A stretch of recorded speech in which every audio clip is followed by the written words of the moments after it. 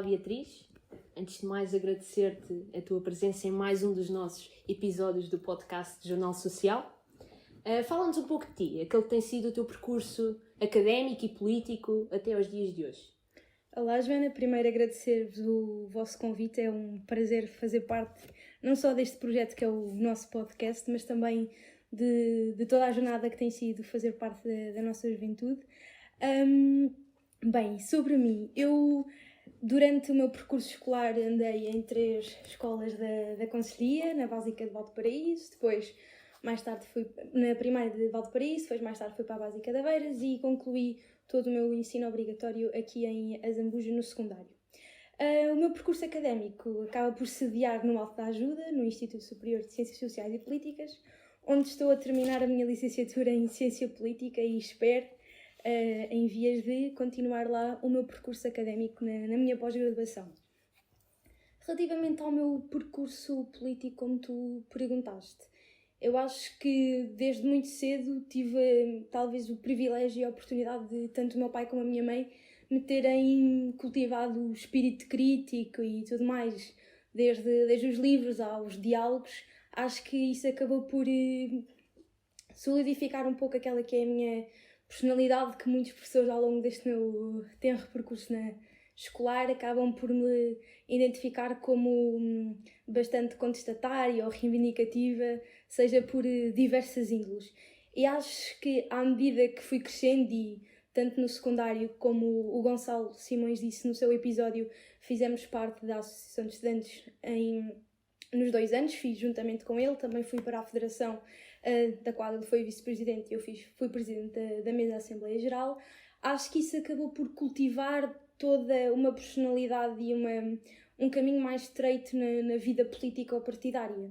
E acho que isso me fez, mais tarde também a convite do Gonçalo Simões e também do nosso presidente, de fazer parte da JS, e aí abriu-me, juntamente com entrar na licenciatura de Ciência Política e estar a estudar como que um mapeamento daquilo que é a esfera política, deu-me todo um caminho mais estreito e toda uma personalidade e uma visão diferente do que aquela que eu tinha, mas nunca descolando todos aqueles pequenos incentivos que durante a minha infância fui tendo por parte dos meus pais, por acaso que isso me acabou por dar uma personalidade de querer participar e de querer perceber como é que as coisas funcionam e de querer talvez mobilizar os jovens e desmistificar um pouco um conjunto de conceitos como jovens de sofá ou os jovens não se preocupam com a política. E acho que isso foi sempre gatilhos que me levaram de forma um bocadinho mais alavancada a me chegar a certas esferas que acabam por me ter aqui hoje a falar contigo e que são especiais e eu sei que são fundamentais em toda a personalidade que eu tenho hoje e na forma como eu penso e a tudo, sim. Muito bem. Vejo aí esse trabalho e essa luta que tens tido em muitas causas. Há alguma em específico que tenhas assim, na qual tenhas uma motivação maior? Claro que todas as causas nos são bastante queridas e em todas as causas pomos muito trabalho, às vezes muito trabalho invisível, que não passa, mas que no fundo temos muito trabalho em todas as causas. Há alguma que em específico que... Eu acho que encaixa aquilo que te estava a dizer. Ao longo de todo o meu percurso eu tive várias escalas, talvez umas andassem mais nas entrelinhas daquilo que eu fazia. Eu sempre tive e ainda tenho um grande carinho por aquilo que é a esfera da educação. Mas lá está, nas entrelinhas da educação e da igualdade, da inclusão e da não discriminação, acabou mais nesta esfera académica na faculdade por emergir e cultivar todo um afeto por aquilo que é a igualdade de género e a não discriminação. E o facto de coordenar e de fazer parte do núcleo de igualdade de género na faculdade e em outras esferas trabalhar esta temática, acho que acaba por ser uma das maiores bandeiras que eu tenho naquela que é a minha luta. Talvez durante muito tempo tenha andado um pouco sonâmbula nas entrelinhas de outras causas que participei e que fiz dar a voz a. Acho que eu costumo dizer que sou uma feminista em construção desde berço, porque acho que acaba por ser um campo bastante sensível e acho que é necessário termos esta compreensão pela construção de e não pelo total pacote do que somos já. E acho que isso tem vindo a ser uma das minhas causas, não só para mim, para eu crescer e perceber e desconstruir um conjunto de estereótipos à minha volta porque são importantes, mas também para conseguir sensibilizar e consciencializar as pessoas que estão à minha volta, porque acho que isso é importante e lá está, sempre através da educação, porque acho que são duas causas, duas esferas que importam estar sempre de mão dada para desconstruir e construir atmosferas e realidades diferentes e que nós perspectivamos todo talvez um mundo melhor e uma realidade, uma comunidade e uma localidade melhor onde estamos sediados e a viver. Acho que essa tem sido, sim, uma das causas que mais pauta a voz que eu dou e o tempo que eu invisto a trabalhar este conjunto de temáticas, sim. Igualdade de género é mesmo a bandeira que talvez me identifique mais. Sim, sim. Sei também que já participaste num podcast com a eurodeputada Margarida Marques, do Partido Socialista. Fala-me um bocadinho dessa experiência, mas como o caminho até chegares a essa participação. Ok, a minha ida ao podcast acaba por ter todo um background bastante, diria, singular e particular, porque lá está, acho que vai de encaixe tudo aquilo que eu tenho vindo a dizer. Eu motivo-me de forma muito inconsciente a participar em diversas atividades para poder contribuir não só para o meu crescimento, mas também para poder contribuir para o crescimento das pessoas que acabam por nos estar rodeada e ter inputs de ideias e atividades. E eu participei no Festival Política, que é um festival que acontece anualmente no Cinema São Jorge, onde na minha equipa estava a trabalhar com a Sofia, que é uma futura engenheira biomédica, e nós, assim, num intervalo de sessão, estávamos a falar num projeto que era o Hackathon Soteu, da representação da Comissão Europeia em Portugal. E aquilo ficou assim um pouco meio no ar, só que entretanto nós acabámos por perguntar uma à outra se ou não, vamos participar ou não. E depois acabámos por formar a equipa, eu com ela, juntamente com o Nuno, que também é um futuro engenheiro biomédico, e eu não tinha uma amizade ou uma relação muito estreita com eles, mas houve algo que lá está no Hackathon Soteu, que foi uma atividade bastante intensa, que nós trabalhámos a União Europeia, trabalhámos os desafios da União Europeia, trabalhámos as valências da União Europeia com diversos oradores. Havia uma coisa que acho que sempre nos manteve bastante unidos, que foi a nossa genuinidade a querer efetivamente uma União Europeia mais... como é que eu ia te explicar? Nós queríamos, a forma como nós sempre nos relacionámos ao longo destes dias bastante intensos, penso que foram 2 ou 3 dias, acabou por sempre ter essa união, queremos perspectivar o melhor para a União Europeia, para mais 70 anos daquele que é o projeto europeu. E isso fez com que nós ganhássemos o Hackathon Soteu, que teve diversos participantes, de diferentes idades, diferentes backgrounds académicos, e acho que eu nunca, nem eu nem eles, tivemos a ideia de que poderíamos ganhar, não por descredibilizar aquela que era as nossas capacidades, mas porque estávamos ali de forma muito genuína a querer o melhor. E mais tarde nós depois ganhámos, o nosso discurso acabou por ir para o Observador, foi para diversos meios de repercussão, exatamente. Para diversos meios de comunicação. E mais tarde eu quero crer que estava a estudar para um exame e recebo uma chamada da Margarida Marques. Eu reconheci a voz por alguma razão e eu fiquei assim um pouco estática.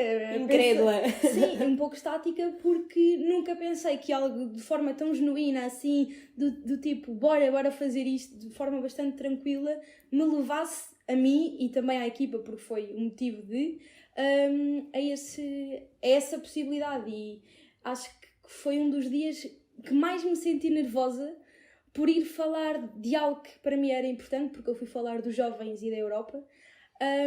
Eu não sei porque é que senti tanto nervosismo, porque aquilo acabou por ser bastante fluido e bastante tranquilo. A Margarida é uma pessoa incrível, excepcional, mas acho que que foi fundamental, ou seja, porque ias passar uma mensagem, certo? Sim, exatamente, eu senti... Portanto, sentiste ali se calhar uma certa responsabilidade naquilo Exatamente. que queria ser ideia que querias passar. Eu passar. acho que para além de ser jovem, porque uma das coisas que eu disse é que os políticos que nos representam hoje também já estiveram no nosso lugar e muitas das vezes acabam por esquecer a importância das políticas jovens e dos jovens à mesa naquela que são as decisões políticas, e acho que para além de ser uma mulher a falar de algo, acho que a questão da representatividade destas duas facetas, do ser jovem e também do ser mulher, acho que foi importante e acabou por ter um peso significativo, mas também bastante valioso ao meu crescimento daquilo que eu te estava a dizer, no crescimento e do melhorar a minha personalidade em si em toda esta esfera. Sim, exatamente. Foi fulcral. Exatamente, porque os jovens são o futuro, mas também são o presente. Sim, é importante não esquecer que o trabalho que estamos a desenvolver hoje é para a melhoria da nossa sociedade do amanhã e do nosso futuro do amanhã, não é? Sim, acho que os jovens, nós não nos podemos esquecer que a sociedade atualmente está a mudar. Nós não podemos pensar que a participação política dos jovens tem uma ideia e está virada também para aquilo que nasce e morre no voto. Isto é uma participação política clássica. Exatamente. E é importante percebermos que os jovens hoje têm uma capacidade de se mobilizar e algo que eu costumo dizer que é o nosso fator camaleão. Nós adaptamos-nos ao meio para conseguir dar uma finalidade ao nosso objetivo. E os jovens, em várias causas, estão a conseguir se mobilizar de diferentes formas. Eles não têm apenas uma participação política ou partidária, talvez na maioria seja apenas uma participação e uma mobilização política, mas é facto que cada vez mais os jovens, talvez por sentirem este silenciamento, este distanciamento das pessoas que os deviam ouvir, que os deviam convidar, acabam por ter uma mobilização bastante afincada nos objetivos que querem e acabam por ter resultados nas suas lutas. Sim, bastante positivos, e é importante conseguirmos perceber qual é que poderá ser o meio termo desses jovens que se mobilizam de forma não convencional, diria, de que forma é que os podemos trazer para estes meios, como por exemplo o nosso podcast, na forma em que os podemos ouvir, quais é que são os seus anseios, onde é que eles andam e de que forma é que eles se projetam nesta esfera política e esperam fazer chegar as suas reivindicações a quem de direito, diria. Exatamente. E indo um pouco ao encontro daquilo que acabaste de dizer e desta aproximação dos jovens às suas causas e às suas lutas, qual é que achas que vai ser a importância dos jovens nestas próximas eleições que se aproximam a passos largos? Primeiro acho que é fundamental percebermos que só a presença dos jovens dá todo um outro ar àquela que é a participação política e a vida política das autárquicas. Percebemos que existe uma vida naquela que é a política, por exemplo, da nossa concelhia, que não é apenas cercada num conjunto de rostos e que tem muito mais vida e muito mais cultivo. E acho que não só os jovens a nível individual, mas principalmente aquele que tem vindo a ser o trabalho da JS, acho que tem dado todo um verniz diferente e uma vida diferente e um conjunto de oportunidades que é importante estarmos cientes, é importante cultivarmos esta vida e esta esfera diferente da política. E lá está, acho que é importante termos a presença dos jovens nestas autárquicas, nas mais diferentes esferas da construção da política autárquica nas campanhas. É importante percebermos que os jovens precisam de estar nas mesas de decisão, é preciso ouvi-los e é preciso criar esse espaço, porque acho que isso é fundamental e a longo prazo acaba por criar todo um ambiente diferente e toda uma comunidade diferente e todo um crescimento de concelhia diferente, sim. Obrigada, Beatriz. Tenho a certeza que foi muito elucidativo e foi muito rico para quem nos está a ouvir. Agradecer-te mais uma vez, não só a tua presença, mas todo o trabalho que tens feito dentro e fora da nossa estrutura. E, portanto, obrigada. Obrigada eu, Joana.